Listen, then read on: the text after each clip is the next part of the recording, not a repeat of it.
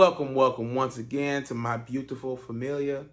Thank you for coming back to Clayton's Creation to check out what delicious episode we have going on today. One of my most favorite things in the world is a steak. You can't beat a good steak.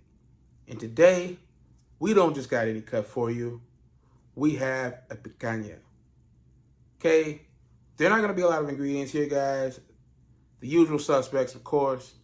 But we're just cooking steak today. I'm sure you guys can handle the sides, but I'm banging the protein. So with that being said, let's jump right into it. All right, so we have here a delicious little picanha, right? So we're gonna unpackage this thing, and then we're gonna inspect it to see if we need to remove any of the excess fat. You can see me doing this right now, checking it out, see if I need to trim it down, and also identifying where your grain is, because you're going to want to cut with the grain so that your final cut when you're eating the steak is against the grain. All right, so once you do that, we're going to flip this thing over and we're going to score the fat cap. What's important about that is not only does it let the flavor in, but when we render this down later and the fat shrinks, it's not going to make your steak curl up. So you want to do this. So we're going to cut this one way, rotate it, and then cross hatch it in the other direction, just like you see me doing here.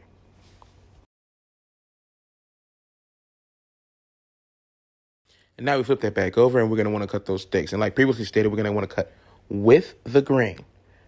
When you're eating this, you want it to have nice tender pieces. So if you cut with the grain now, your individual steak, you can cut against the grain and have a really delicious bite.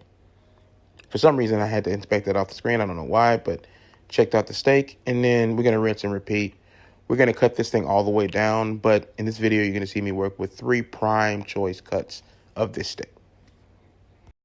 And guys, just because I'm working with 3 cuts doesn't mean you can't go ahead, season all of these, sous vide them, and then store them away in your freezer. They'll hold for months in there, ready for you to take out and sear.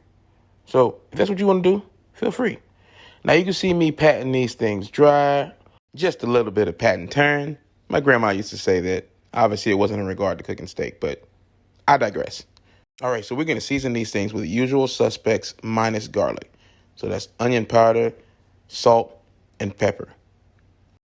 Then, because we're building flavors on flavors over here, we're going to give these things a little flipsy-do and then give the other side the exact same love. All right, so once we've done that, we're going to get our vacuum seal bag out. These happen to be ones that come with a little vacuum pump. You can use a vacuum seal machine. I have one of those too, but this one was just quick and handy and accessible. Get our 3 steaks in the bag, and then we're going to get all of the air out of that, you see me doing right now.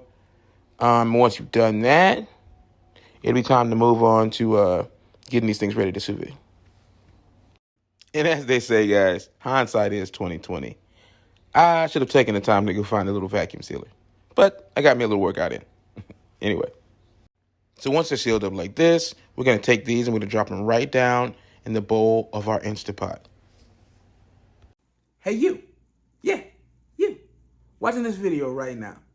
Did you subscribe? If you haven't, stop what you're doing right now. Lock it in down below. And then we can get back to this recipe. Once we get our steaks in, we're going to head over to our Instapot. We're going to set it for sous vide. We're going to set our temperature to 135 for medium, which for me is a perfect steak. I know mid-rare is the industry standard, but don't argue with me. Argue with your mom.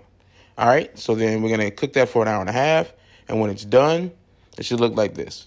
And guys, we're going to unseal these, and beware, the color is not going to be great. They are completely done, though. So if you want to eat them like this, you can. I don't know why you would. But we're going to take them out, set them on our cutting board, and give them a little pat and turn again. Because we're going to have to dry them off. Because moisture is the enemy of a good sear. And we're going to want to sear these things immaculately. Once we got them all dried off, we're about to introduce them to a hot cast iron.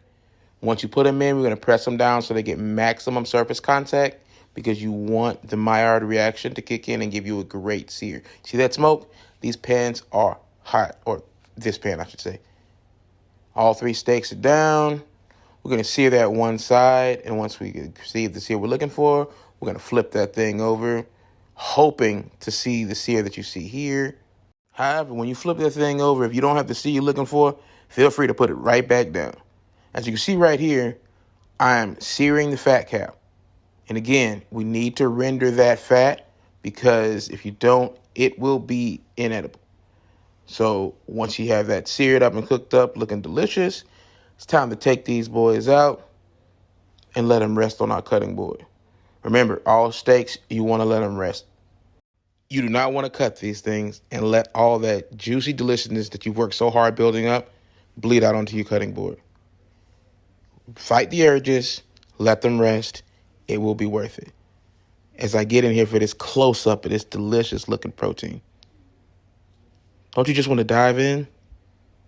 I mean, I'm salivating a little bit right now, so I know you have to be. Look how delicious this thing looks. All right, guys, so after they're rested, there's nothing left to do but get your knife and fork ready. I'm going to give you a cross section right here so you can see how delicious this thing looks on the inside. And trust me, guys, as good as it looks, this thing tastes even better. My favorite cut used to be a ribeye, but once I had picanha, there is no going back, guys. This is the one you want. There you have it, guys. Another delicious edition of Clayton's Creations for the record books.